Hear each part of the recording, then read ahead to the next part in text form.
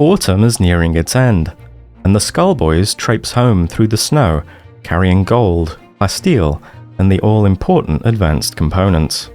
Bullet is doing quite well, although Gary and Bardark might need to rest and recuperate for a few days. Two crows feast on the cold-preserved body of an inscrutable flesh monstrosity. Gary just narrowly misses hitting them with his chain shotgun. Bardark spends time with Hex, delighting her with a selection of well-preserved Mr. Gaines protein bar wrappers in a wide variety of eye-catching colours. Hauling everything out of the mysterious tomb will probably take a few days, maybe even a week or more. The boys have already started retrieving some of the dead person's armour and breaking it down into bits of steel. They'll need a lot of steel soon if they still intend to build a gravship. Or perhaps the plan will be put on hold over the winter. Curiously, Bullet can be seen here starting to clean up and remove useless junk from the Barnaby-Cornelius Penwright-Southam building. But I mean, yeah, it's a lovely building, you know. Great example of 54th century architecture. Typical of other facilities constructed at the height of the industrial boom in the region. I mean, wonderful brickwork, yeah. Just needs a bit of cleaning up, really. The mysterious tomb also needs a bit of cleaning up. The boys did pop open that hermetic crate, incidentally. It contained a tech print for specialized limbs.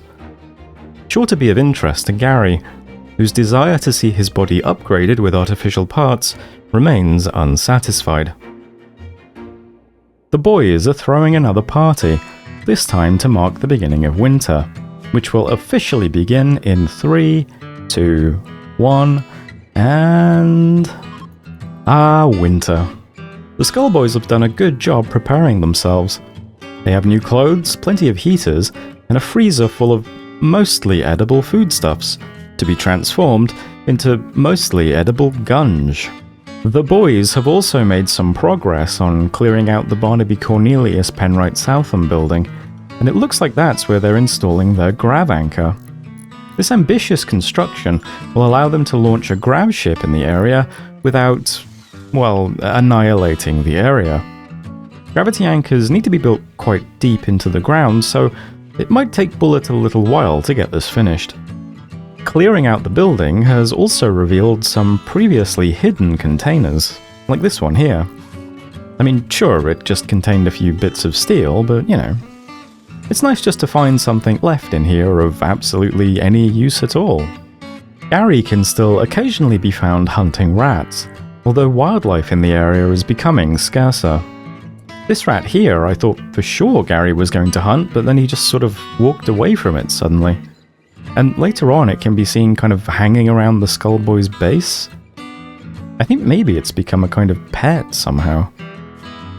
And on the subject of Gary, it turns out his own clothing isn't quite good enough to keep out the worst of the cold during the day. He can be seen here shivering quite intensely. Fortunately for him, and unfortunately for a guy named Juan happened to crash land in the area.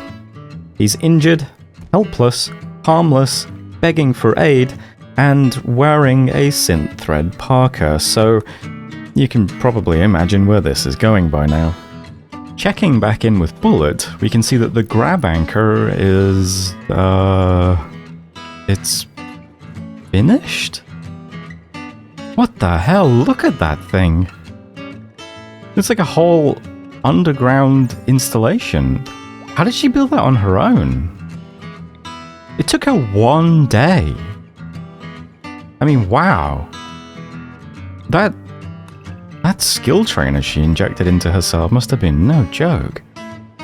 I was wondering what Bullet must have done with all the earth she removed to build that gigantic vertical shaft. Looks like she's filling in some of these craters. This nice, flat, open space is where she'll eventually begin building the SKULLBOYS gravship, and honestly, I can't wait to see it. Oh hey, and here's that rat from earlier, hanging around the corpse pile. And oh my god, it has plague. Pretty sure that can't be good. Well, it's official. the SKULLBOYS have themselves a grav engine installed, and they're laying out a foundation for the craft. I mean, okay, it's not much yet, but good grief, what is happening? Oh, well, two things. This area has seen a pack of bog beasts moving in again, and secondly, a large group of very well-equipped and heavily armed individuals passed through, declaring themselves members of the largest regional power, the so-called Fallen Imperium. The Fallen Imperium is the largest militarized faction on the continent, controlling the majority of territory and resources that once belonged to the Red Talon Empire. While they're able to project a great deal of force over a very large section of the planet, they're also facing bitter skirmishes and insurgencies along almost every border they maintain. Today, they stopped by to grant the SKULLBOYS an opportunity to volunteer tribute to the Empire, although the boys declined to take them up on the offer, and the Imperial Squadron don't seem interested in pressing the issue beyond that. At least, not today. Still, those bog beasts mean more meat for the freezer, in addition to the vermin that Gary continues hunting. Looks like Rat 1 might actually overcome Plague too. The SKULLBOYS have actually been caring for their pet rat, which is surprising, as wasters are notoriously bad with animals, generally speaking, and the SKULLBOYS are notoriously non-altruistic, specifically speaking. Okay, the gravship is really starting to take shape now. Although, not so much a grav-ship as a sort of grav platform. Fine for sub-exospheric sojourns, I suppose. Could use a few seats, maybe. And seat belts. The final obstacle standing in the way of the SKULLBOYS now is how to actually fuel their little grav platform. They have a chem fuel tank ready to receive, but no obvious way to manufacture chem fuel, as far as I can tell, and they're unlikely to find any hidden in any of the nearby buildings. They're going to have to figure out how to make it from what they have lying around. In theory, they could milk a few of those boomalopes that stop by occasionally and harvest chem fuel that way, but as previously mentioned, wasters are notoriously bad with animals, so that seems like an unlikely solution. Back to the research bench, I suspect. 6 days into winter, and the boys are raided once again. This time by a rival pirate faction calling themselves Gas Faction. Gas Faction are another one of the many gangs that can be found all over the Scarlands, primarily made up of wasters. This group has 5 members, 3 of whom are wasters, the other 2 being a Neanderthal and a dirt mole. It's possible that the SKULLBOYS know Gas Faction already, but who can really say? Scarlands gangs like this appear, disappear, reappear, and move around every other week, eking out a short and violent lifetime amidst the irradiated ruins of what was once a real civilization. Gas Faction are hanging around to the far south, near the unseen room where Banneker the Berserker once performed her strange ritual. What brought them here now? Could it be that the construction of a gravcraft, or even the grav-anchor, was detectable somehow? Could this be revenge for Guillermo, a Gas Faction member who wandered into the SKULLBOYS territory at the beginning of the year, never to be seen again? Could this have been Gas Faction territory all along? While we have many questions, only one is likely to be answered anytime soon. That being whether or not any of them will survive their encounter with the SKULLBOYS, who have already decided to bring the fight to the raiders. This building is even more of a ruin than the others found in the area, but the SKULLBOYS managed to get into position behind a large section of standing wall without even being seen.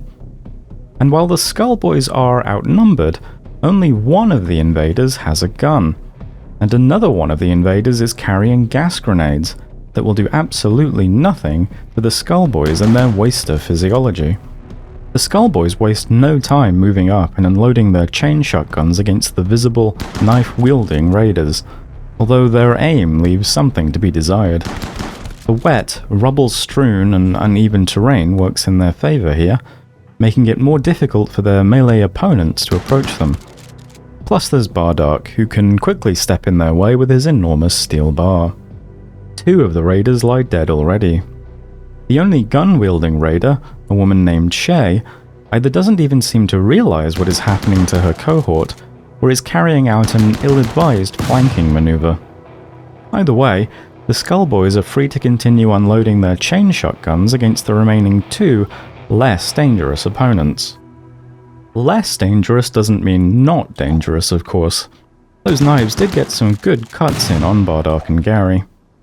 Still, with Kimmy having been brought down now, Bardark quickly heads off to find and lock down Shay, before she can get off a shot with her rifle. And that seems to be that. Bardark and Gary need a few bandages, of course, but that's nothing new. Bardark decides he's in good enough shape to chase down the remaining raider first, and in doing so, accidentally stumbles into a trio of wasp drones, lying dormant in an unseen section of the ruin. With Gary seeming to prioritize keeping Kimmy, one of the badly injured raiders, alive, Bardark needs to deal with this on his own for the moment, although Bullet sprints back as quickly as she can. Wasp drones can be quite deadly, and although the boys managed to take these 3 down, Bardark is now bleeding almost as badly as Kimmy. He's going to need attention from Gary too, and quickly.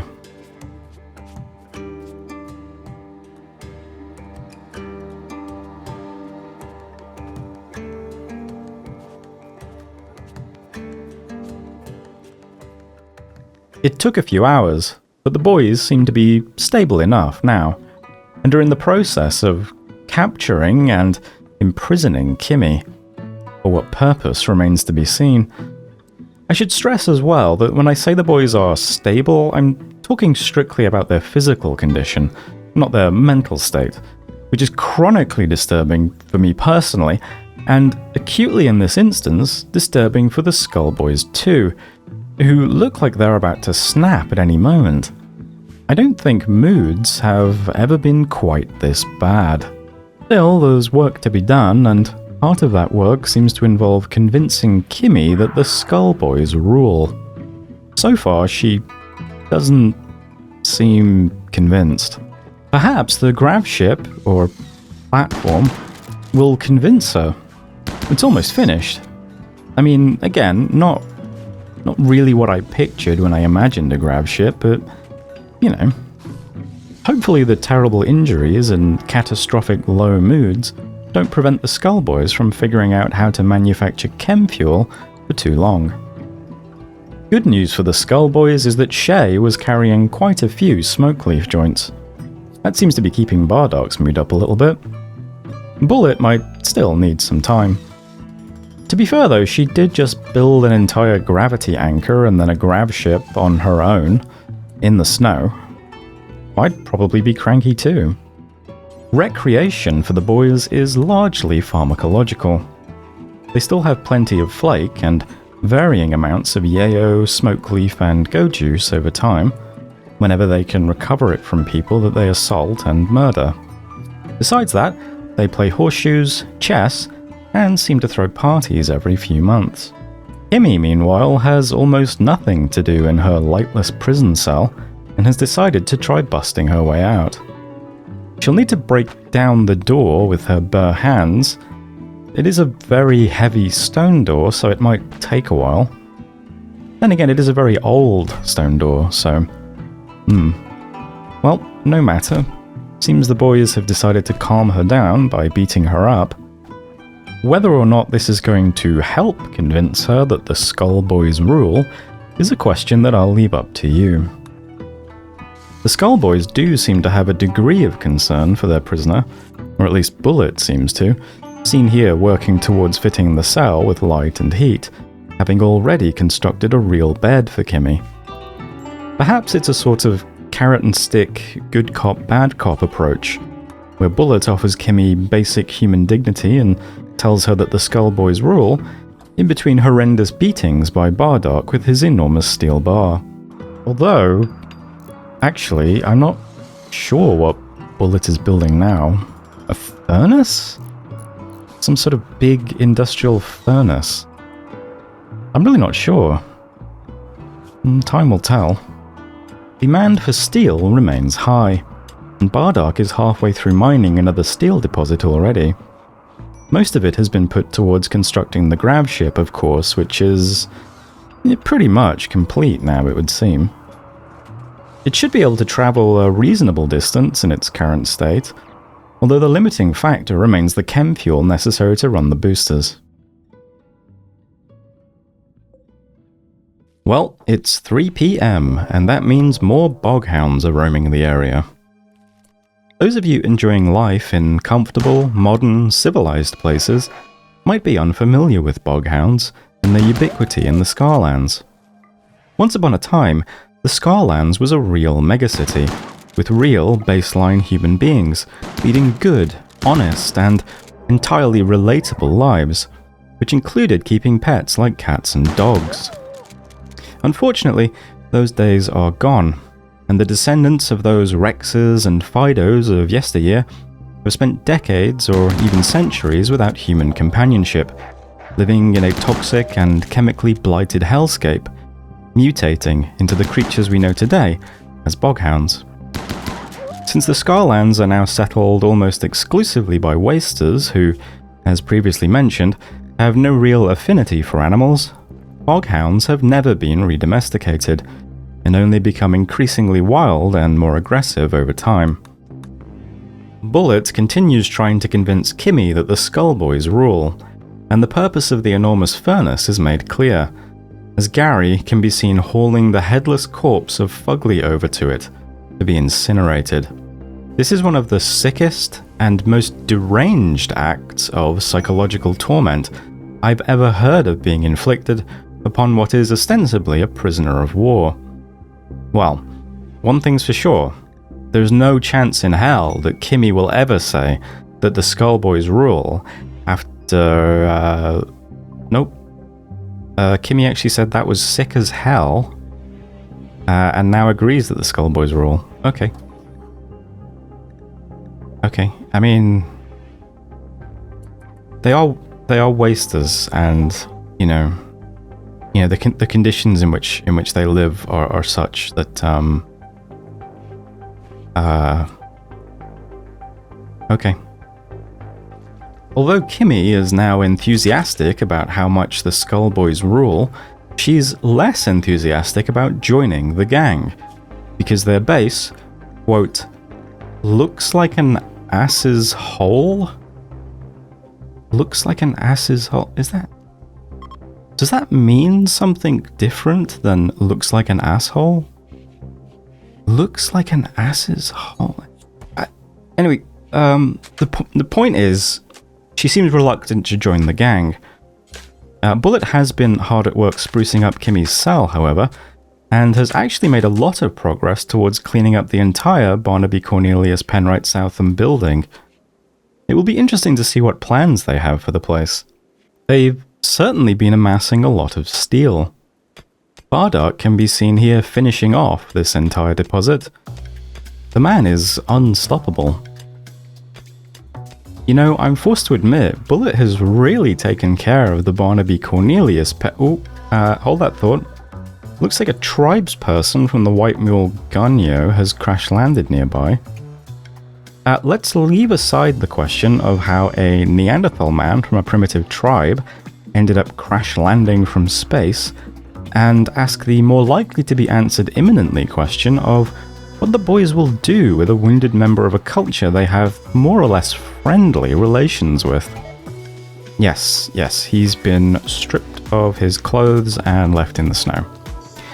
Well, the White Mule Ganyo will probably be unhappy about that if they ever find out.